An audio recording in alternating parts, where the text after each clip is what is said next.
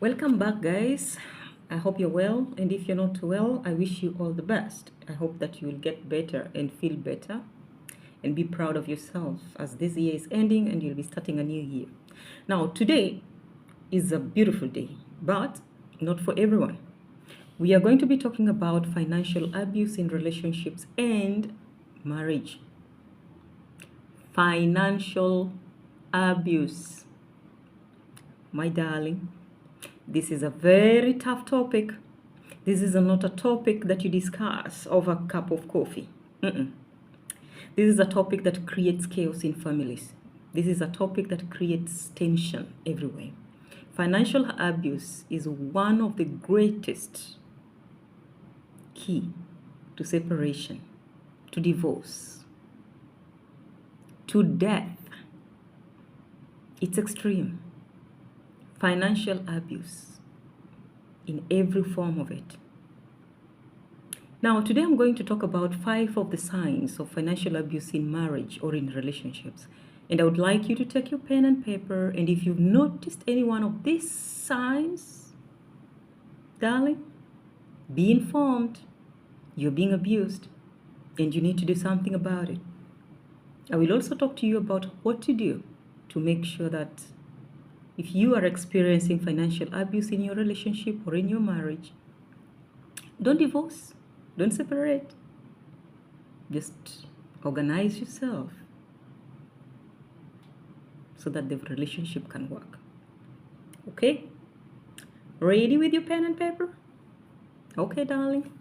Now, the first signs of financial abuse in any relationship or in marriage is control of access to money.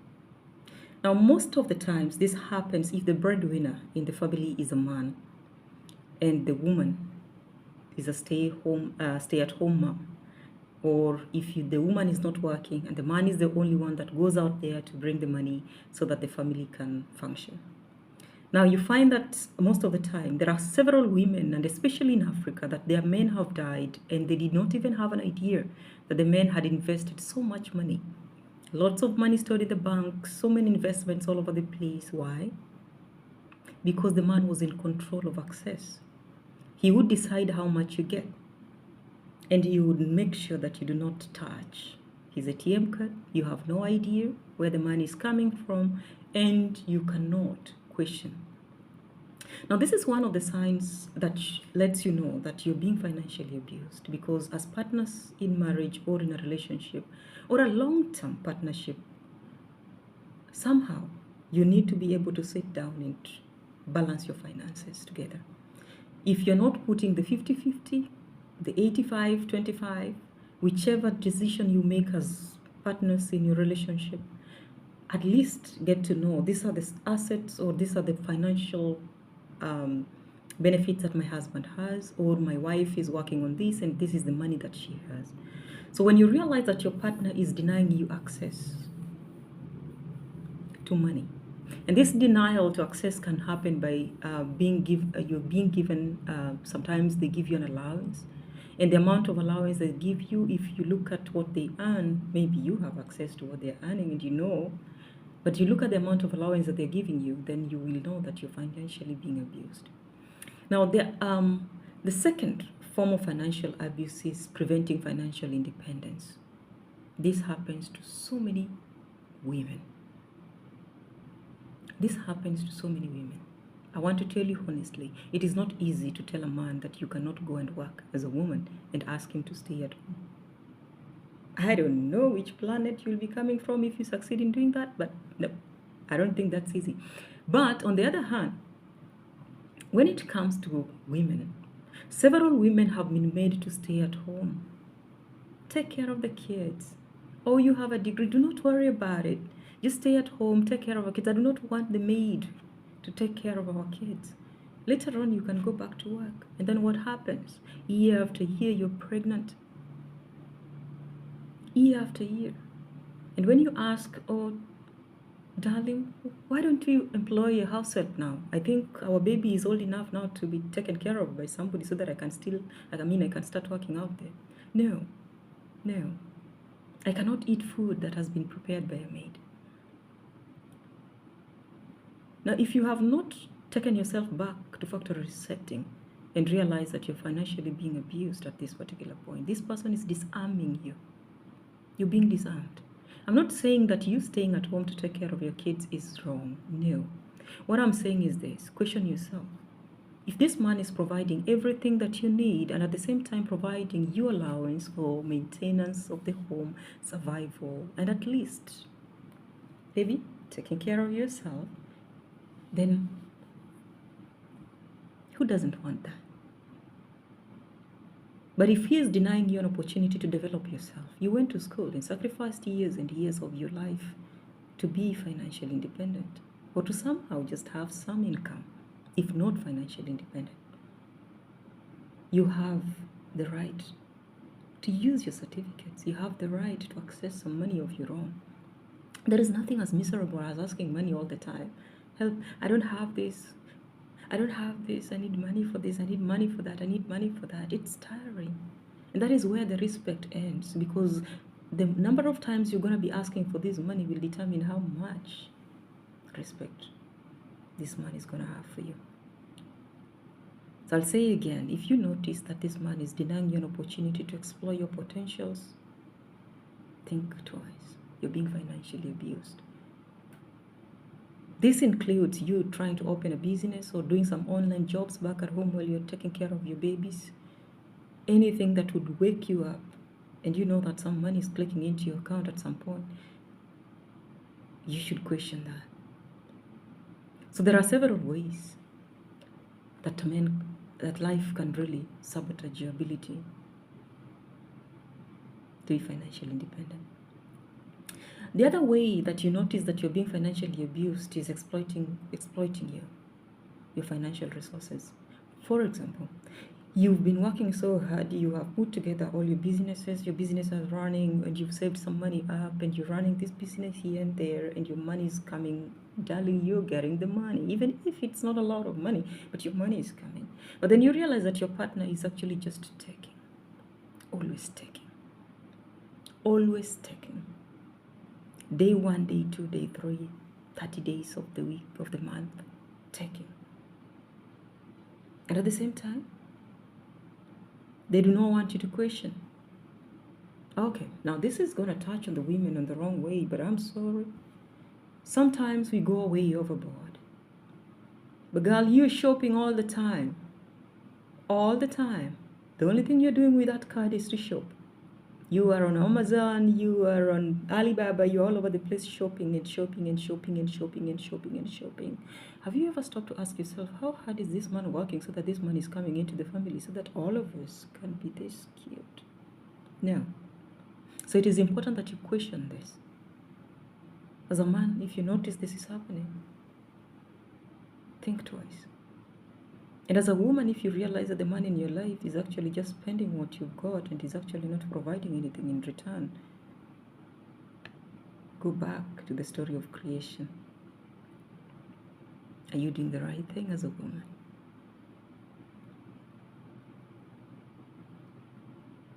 I'll ask you that. Take your time and think about it. Now, another form, number 4, the fourth form of financial abuse is being secretive or deceptive about their financial behavior. Now, being secretive, this is something that happens a lot in so many marriages, and I will tell you this as a fact, especially for the African women. Now, for a very long time, so many women who are very open about their finances until they realize that actually their finances that are maintaining the family, while the man's finances was actually being used to maintain another family. Now, this secrecy, I don't want to put it as if there's some, I don't want to discuss it in the form of cheating or lying or infidelity and all that kind of thing. But I would like to talk about it in terms of people who are actually committed to each other. You're married. You're partners for life. But you're hiding all your finances from your partner. Everything. They have no idea where you've stored your money. You have 10 bank accounts all over the place. You have 10 investments all over the place. But nope. Your partner has no idea about it. And every time you come back home, I don't have money. I don't have money. But you're investing. Have you ever wondered what would happen if anything happens that one day overnight you're gone? What will happen to the money? You will have left your wife and kids in a very devastating situation because you were being secretive. Likewise, you will have left your husband and kids in a very miserable situation if you had all the money. Think about it. So being deceptive about your money is not a very safe way to run your family as a husband and wife. You need not to hide your assets or your accounts or your major financial decisions. You want to purchase something, you have this man in your house. He is coming in every day from work. He just bought a new parcel. He just bought a new car. He just bought an apartment somewhere. You have zero idea, not even the documents. He's actually storing everything. He stores all the documents in the office. Darling, you're being financially abused. Number 5, using finances as a form of punishment. Financial abuse comes in very different forms. When you use finances as a form of punishment in your relationship or in your marriage towards your partner, she's got kids, you have a wife, she's pregnant, she's got 2 kids, or she's got 4 kids, and she's also pregnant for you. And because she didn't iron your shirts, you refuse to give money for food. Because she did not cook your food, she was sick, or maybe one of the kids wasn't feeling well, you refuse to provide. And the most awful one is when you're divorced and you're punishing your wife. At the back of your mind, you're thinking, I'm punishing my ex-wife. I cannot give her any money. Why? At the back of your mind, you tell yourself that you're actually punishing your ex-wife. You are punishing your own kids. Think about it. You're punishing your own kids. At the end of the day, do not forget, you are 2 individuals, completely different, and the only thing that ties you is the children. So when you have decided to come together as a family, it is important that you be very careful how you handle your finances as partners. And this goes a long way for both of you as partners, as a man and as a woman. Now, like I said at the beginning, that I will share with us 5 ways or 5 of the signs that you're being financially abused. One of them, just in brief, I've said, your partner is being secretive about their finances. They're using their finances as a tool for punishment. Another one is being exploited. They're using your money over and over and over and over and over and over and over and over without thinking, and preventing you from achieving your financial independence, mostly for women. And lastly, controlling your access to money.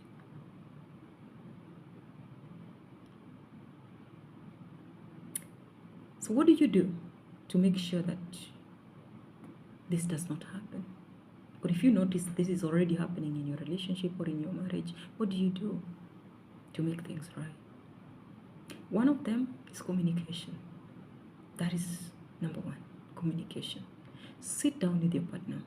Talk about your finances. Tell them what you have noticed. Tell them what you have seen. Tell them that whatever they're doing is not right. And because you are together and you've become one, it is important that you have this discussion. Number 2, discuss your capabilities with your partner. Let your partner know that you have the potential to also bring something to the table. It might not be the 50%. It might just be 10%, but that 10% would go a long way to build that family up. Thirdly, if communication is not working, You have shared your capabilities and your potentials, and he or she is not supporting it in any way. Then you need to be smart. Bring in a legal advisor so that you can sit together as a family with a legal advisor to have all of you talked to and advised appropriately. And darling, if this doesn't work still, baby girl, you know what to do now. You got to change your tactics.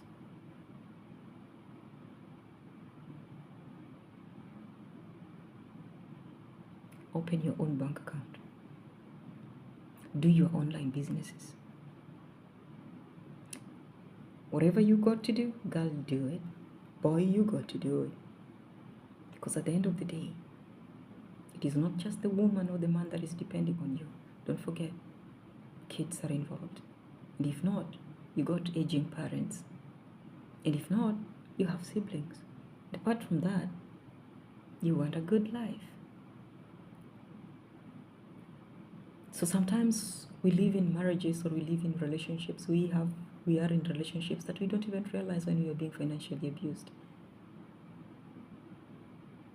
Because we're given excuses every day. And our partners sometimes, they want you to believe that they are the ones who are suffering more than you're suffering. Be very careful and watch out. You don't have to speak out. You don't have to scream. You don't have to shout.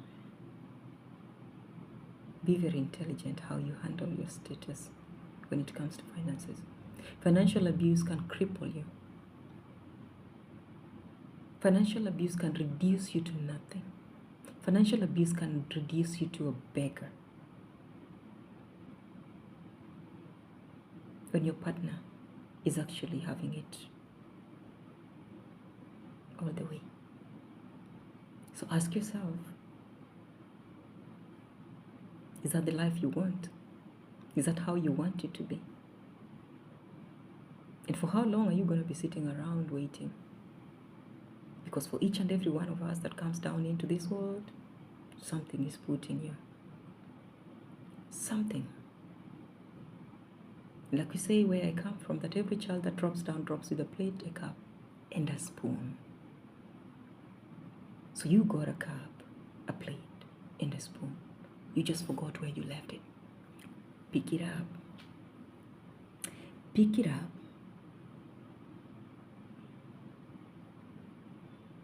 More especially if you've noticed those 5 signs that I've just talked about. Pick your plate and cup and spoon.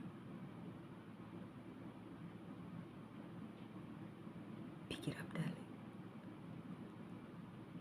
I hope that you listened. I hope you took notes. I hope that you took some few minutes to reflect on what I've just said. And if you've noticed in any way that whatever I've just said resonates with you, then it is time. It is time. Don't wait. And with that, I want to wish you the best. And if you need any advice, don't be afraid to ask. It's okay to ask someone for help. It is okay to talk about it. It is okay to ask somebody to hold your hand. I hope you've learned something. I hope you've enjoyed this video. Please like, share, and subscribe. And until I see you again next time, I'm looking forward to getting to know that you started your 2025 with a different cup, plate, and a spoon. All the best. See you next time.